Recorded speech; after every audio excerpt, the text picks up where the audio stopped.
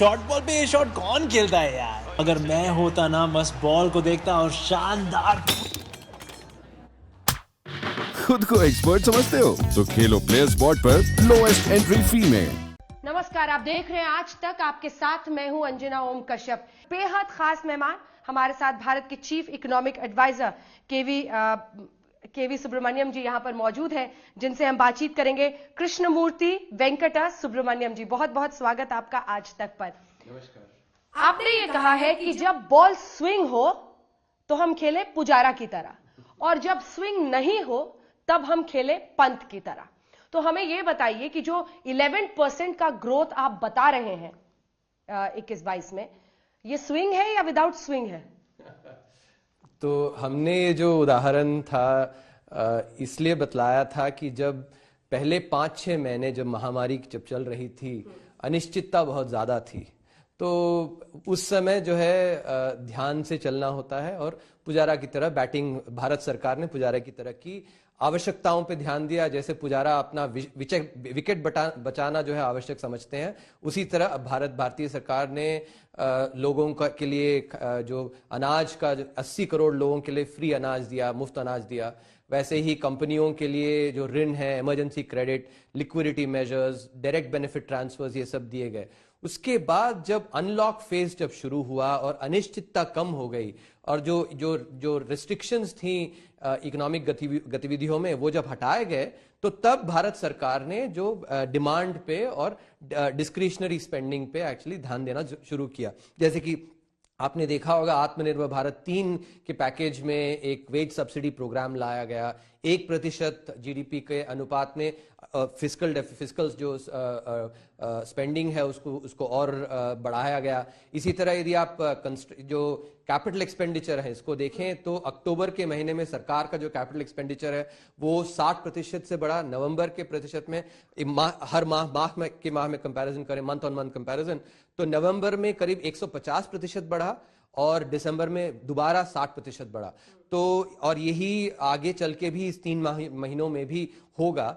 तो ये इसीलिए उदाहरण दी गई कि पहले जो 5-6 महीने जब अनिश्चितता थी, तब पुजारा की तरह बैटिंग हुई, और उसके बाद अभी पंत की तरह बैटिंग हो रही है। और जैसे प्रधानमंत्री साहब ने भी बताया कि जो इससे पहले जो आत्मनिर्भर भारत के 3 पैकेज आए वो एक मिनी बजट जैसे थे, तो यही है 50 ओवर का एक सिलसिला चल रहा है। मेरे सवाल में भी स्विंग था सर, वो आप पकड़ नहीं पाए। मेरे सवाल में ये स्विंग था कि ये 11% रियलिस्टिक है या नहीं।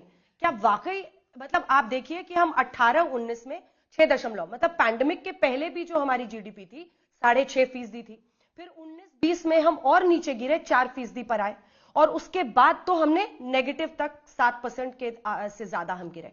अब मेरा सवाल ये है कि आप कह रहे हैं अगले साल में हम पहुंच जाएंगे 11%, तो ये रियलिस्टिकली आप कैसे समझाएंगे? 5 चीजें हमें ऐसी बताइए जिससे ये मुमकिन हो पाएगा इस बार। पहला तो जैसे हमने दिखलाया है कि जो रिकवरी जो है वी शेप्ड हो रही है। हाँ। तो जैसे पहली तिमाही में करीब 24% की घटी थी, दूसरी तिमाही में वो 7.5% रह गई, तीसरी तिमाही में अनुमान है कि थोड़ी जो है पॉजिटिव रहेगी, मार्जिनली पॉजिटिव, और चौथी तिमाही में और विस्तार होगा और आगे बढ़ेगी। तो ये जो वी शेप जो चल रहा है, और इसमें भी जो क्रिकेट का उदाहरण है वो काफी उचित है। 36 पे ऑल आउट हो गई, वो एक्चुअली आपके 24% जो जैसी घटी थी उसके बराबर था। उसके बाद अगले टेस्ट मैच में जीता और जाके सीरीज जीते, तो वो वी शेप का जो ऊपर जो डायरेक्शन था, वैसा ही भारतीय अर्थव्यवस्था का भी परफॉर्मेंस रहा है। और आगे चल के एक तो ये है कि जो मैन्युफैक्चरिंग सेक्टर है, मैन्युफैक्चरिंग सेक्टर में आप यदि देखें तो जो परचेसिंग मैनेजर्स इंडेक्स कहते हैं, तो उसमें कुछ महीनों में करीब 7-8 साल में जैसी जो लेवल नहीं हुई थी वो इस बार हुई है, जो अनलॉक फेज में। और इसके अलावा सर्विस सेक्टर में यदि देखें तो सर्विस सेक्टर के कुछ सेक्टर हैं जैसे ट्रैवल, टूरिज्म, जो कि कॉन्टैक्ट सेंसिटिव हैं, उनमें अभी भी मंदी है, लेकिन बाकी सेक्टर्स में काफी वृद्धि आई है। और जो पीएमआई रियलिस्टिक लग रहा है ये तो मुझे जरूर मेरा विश्वास है कि 11% जरूर आएगा आगे साल में। एकदम सोच समझ के आप बोल रहे हैं, क्योंकि हमने जितने एस्टिमेट्स पहले किए, कई बार हम नीचे रह गए हैं। देखिए, ये तो मैं ये लेकिन जरूर बताऊंगा कि अर्थशास्त्री जो है एक एस्ट्रोलॉजर नहीं होता। अनुमान लगाता है, अनुमान लेकिन सिद्धांतों को लेकर लगाता है, और इसमें विश्वास के साथ मैं अनुमान लगा रहा हूं और हमारी टीम अनुमान लगा रही है कि 11% की वृद्धि जरूर आएगी आगे साथ। स्पोर्ट्स से जुड़ी किसी भी अपडेट के लिए स्पोर्ट्स तक को सब्सक्राइब करें और हमारे फेसबुक और इंस्टाग्राम पेज को भी जरूर फॉलो करें।